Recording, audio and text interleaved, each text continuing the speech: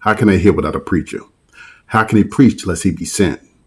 Watch this clip. So now, homie, so I don't want to hear nothing from the Muslim. If I got to find God in the book, that God. Because when I was 14 years old and I was locked in this cell and I was put in the same cell that my 14-year-old friend committed suicide in. My put himself in this cell. It's the last cell on the end. And them white folks used to put a nigga in that bitch, man. And because I was so unruly, they wouldn't give me no Bible. They wouldn't give me no Quran. How the fuck I get God now?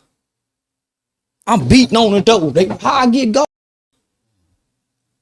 I need God because I'm thinking about suicide now. I'm scared.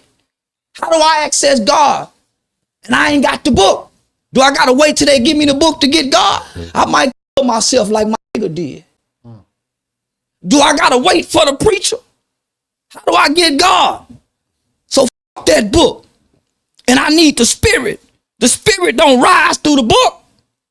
I can't understand this shit no way. So how do I get God if I can't understand this just literature? So don't men fuck that book. And if I gotta get God through the book, if I gotta get God through the preacher, fuck that God. What I know, this generation is not gonna go read the Bible or the Quran. They give a fuck about good that they see. They give a fuck about the good that they see. Hey. Homie, everybody's impacted by a good spirit, a good spirited person, whether that's a school teacher, a janitor, a police officer, a judge, a probation officer, that influence, or a good spirited person. So this group have to be able to access the spirit of God. So how do you get the spirit? Looking at people who claim to have the religious doctrine, the understanding of the prophets, and that's living up to the teachings and the commandments. That's how the kids access the spirit. Because now they see a good spirited person living up to this shit.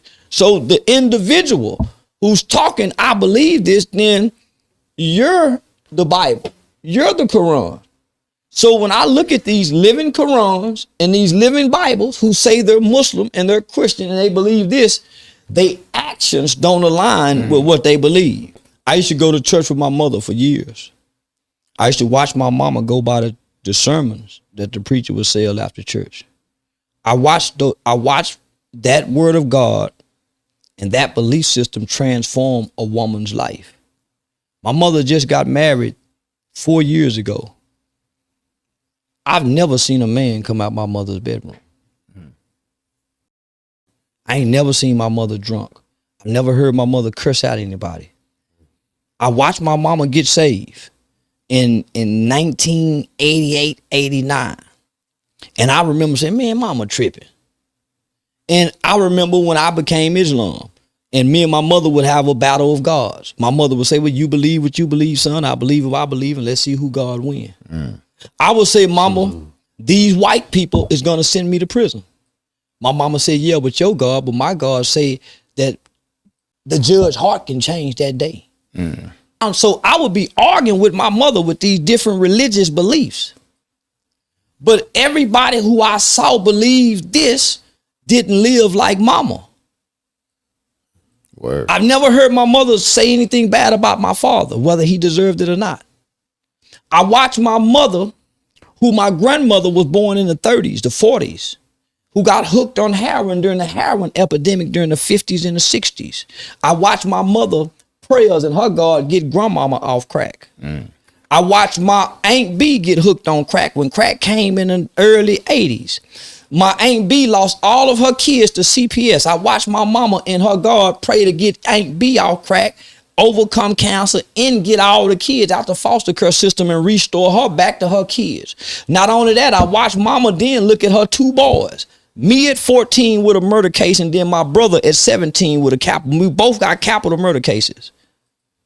We both rejecting our mother's God.